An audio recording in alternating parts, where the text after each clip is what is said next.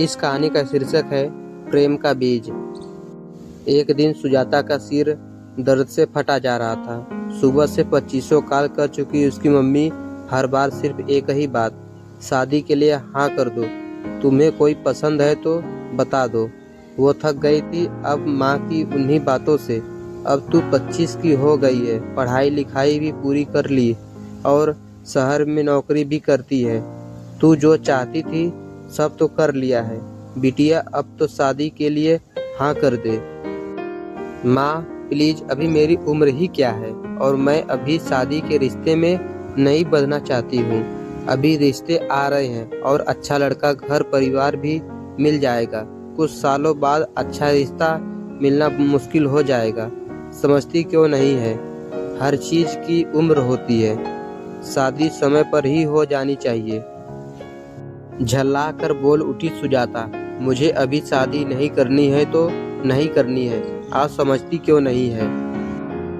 यहाँ काम की टेंशन अलग है और आप बार बार ये शादी की टेंशन देकर मुझे और परेशान कर रही हैं। गुस्से में सुजाता ने फोन काट तो दिया था, पर उसे पता था उसके इस व्यवहार से उसकी माँ बहुत दुखी हो जाती है और घंटों रोती रहती है। पर वो भी क्या करे, उसके भी सपने हैं शादी के, पर उसे समझने वाला उस जैसा कोई मिले तब ही वो शादी करने के लिए तैयार होगी। लेकिन पहले कैरियर बनाना है, उससे अपना घर और गाड़ी लेनी है।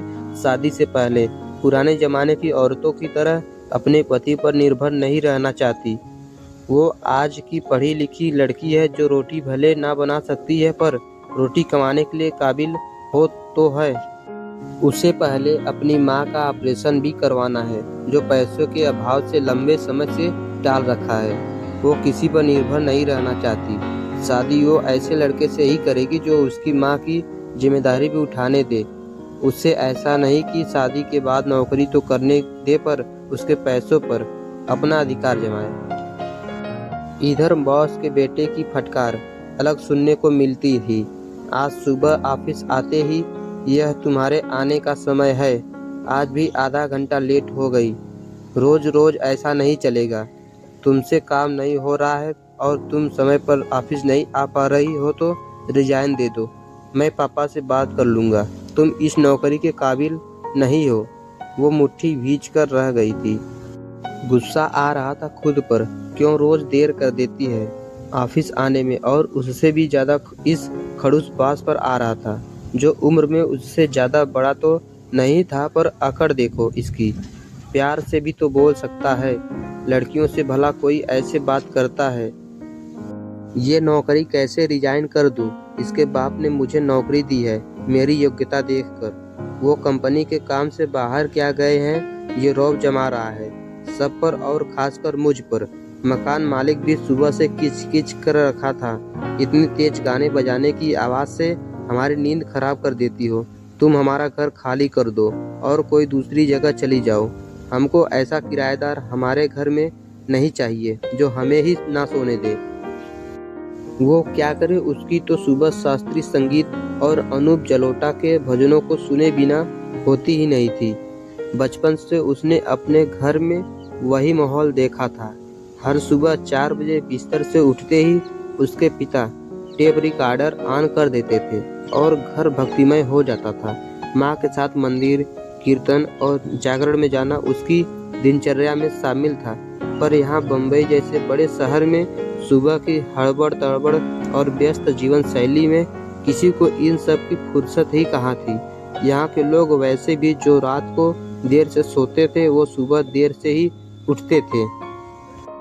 उसने कभी सोचा भी नहीं था। पहले तो उसे थोड़ा अजीब लगा यह सब, और वो वापस जाने को हुई तो सालू ने उसका हाथ पकड़ लिया। अरे बैठ, देख सबसे आगे कौन बैठा है। सुजाता ने अपना चश्मा सही करते हुए बड़े गौर से देखा। अरे ये तो सुनील सर है। ये यहाँ भी चल वापस चलते हैं, हर संडे यहाँ आते हैं। यह इन्हीं का आइडिया है, पिछले साल ही अमेरिका से आए हैं। यहाँ भजन कीर्तन करके भी इतना गुस्सा करते हैं। अभी जिम्मेदारी ज़्यादा बढ़ गई है, सारा काम इन्हें ही देखना पड़ रहा है। चल छोड़ यह सब बात और एंजॉय कर।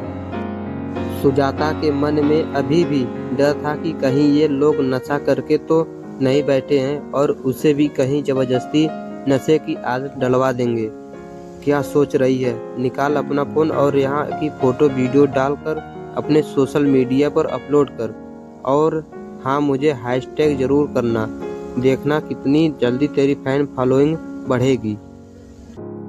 सुजाता भी थोड़ी ही देर में वहाँ के माहौल में रम गई। घर आकर जब वो सारी फोटो और वीडियो देख रही थी तब कुछ फोटो में सुनील भी दिख रहा था। उसे जूम कर वो काफ़ी देर तक उसे ही देखती रही। अब हर हफ्ते वो सालू के साथ उसी मॉल में जाया करती थी जहां आज के युवा नए अंदाज में भक्ति में लीन रहते थे। भले मोबाइल लैपटॉप के साथ अपने सोशल साइट्स पर पोस्ट डालते पर नशे से दूर होते हैं। सुनील भी जब उसे उस क्लब में देखता तो मुस्कुरा देता। उसे भी उससे प्यार हो गया था। जिस तरह सुजाता उसकी फोटो देखा करती थी और उससे अपने मन की बात किया करती थी जो कभी उससे कह नहीं पाती थी, उसी तरह सुनील भी उसके हर पोस्ट को लाइक तो करता ही और उसकी फोटो को देख घंटों उसे निहारता। कुछ तो खास था उस सांवली सी सुजाता में जो बाकी सब लड़कियों से अलग था। ऑफिस का खड़ूस बास उसका बहुत ही अच्छा दोस्त बन गया था और एक दिन मॉल से निकलते ही उसने सुजाता को शादी के लिए प्रपोज कर दिया और वो मना ना कर पाई। इनका प्रेम का बीज पहले से ही अंकुरित हो चुका था। एक बार कंपनी में फंक्शन हुआ था, उसी बीच उनके बीच प्रेम का बीज अंकुरित हुआ था। पर आज उन्होंने एहसास करा दिया राधा कृष्ण के भजनों के साथ। वो एक दूसरे के ख्यालों में ही खोए रहते थे। क्या तुम शादी के बाद मेरी मम्मी के लिए मुझे वो सब करने दोगे जो मैं करती आ रही हूँ? मेरे सिवाय मेरी माँ का और कोई सहारा नहीं है। अरे कोई कॉन्ट्रैक्ट साइन करवाना है तो करवा लो, वैसे तुमसे शादी करके मुझे भी माँ मिल जाएंगी। अगले ही दिन दोनों मुंबई से दिल्ली के लिए फ्लाइट में बैठ गए थे। माँ को अपने साथ ले जाने के लिए अपने घर आए और माँ को अपने साथ ले गए और दोनों ने शादी कर लिया और दोनों अपना जीवन खुशियों से बिताने लगे। मित्रों, कहानी कैसी रही आप लोग ज़रूर बताएं।